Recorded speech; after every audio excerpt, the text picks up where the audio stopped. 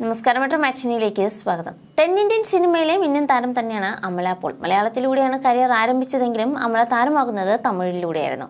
പിന്നീട് തെലുങ്കിലും സാന്നിധ്യം അറിയിച്ചു. ഇന്ന് തെന്നിന്ത്യ ആകെ നിറഞ്ഞു നിൽക്കുകയാണ് അമല പോൾ. ഒരു ഇടവേളയ്ക്ക് ശേഷം മലയാളത്തിലേക്ക് തിരികെ വന്ന അമല തുടർച്ചയായി മികച്ച പ്രകടനങ്ങൾ കാഴ്ചവെച്ച് കയ്യടി നേടുകയാണ്. ഈ അടുത്തായിരുന്നു അമല പോൾ വിവാഹിതയായതും അമ്മയായതുമൊക്കെ.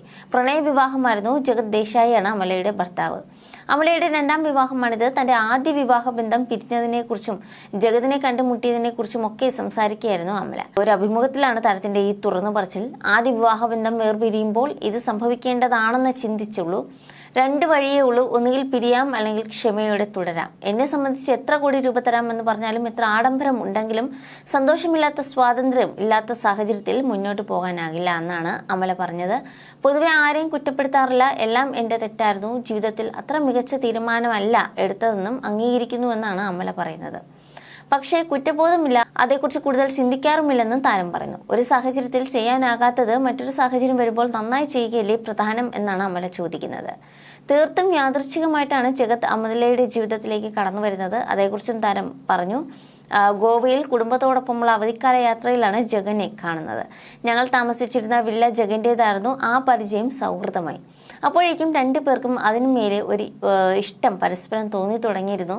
രണ്ടാളും ആഗ്രഹിക്കുന്ന തരം പങ്കാളികളാണ് ഞങ്ങളെന്ന തോന്നൽ ഉണ്ടായതെന്നാണ് താരം പറഞ്ഞത്. രസകരമായ വസ്തുത, അമല നടിയാണെന്ന് അന്ന് ജഗതിന് അറിയില്ലായിരുന്നു എന്നതാണ്. വീട്ടിലും വിവാഹാലോചനകൾ നോക്കുന്നുണ്ടായിരുന്നു. ഒരുപാട് കാലമായി സിംഗിളായി ജീവിച്ച ആളാണ് ഞാൻ. അതുകൊണ്ട് തന്നെ എടുത്തുചാടിയുള്ള പ്രണയത്തോട് താല്പര്യം ഉണ്ടായിരുന്നില്ലെന്നാണ് അമല പറഞ്ഞത്. ഇനി എടുക്കുന്ന തീരുമാനം ശരിയായിരിക്കണമെന്ന് നിർബന്ധമുണ്ടായിരുന്നുവെന്നും താരം പറഞ്ഞു. അതേക്കുറിച്ച് വീട്ടുകാരോടും അമല വ്യക്തമായി തന്നെ സംസാരിച്ചിരുന്നു. മമ്മിയോടും ഞാൻ പറഞ്ഞിരുന്നു, ഇനി ഒരു വിവാഹം കഴിക്കുന്നുണ്ടെങ്കിൽ 6 മാസമോ 1 വർഷമോ ഡേറ്റ് ചെയ്തിട്ടേ തീരുമാനിക്കുന്നു. പക്ഷെ നമ്മൾ വിചാരിക്കും പോലെ അല്ലല്ലോ കാര്യങ്ങൾ.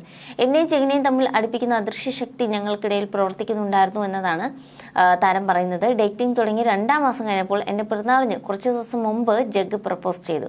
വൈകാതെ വിവാഹവും. ഇപ്പോൾ ഞങ്ങളുടെ പൊന്നോമന വന്നതിന്റെ സന്തോഷത്തിലാണെന്നും അമല പറയുകയായിരുന്നു.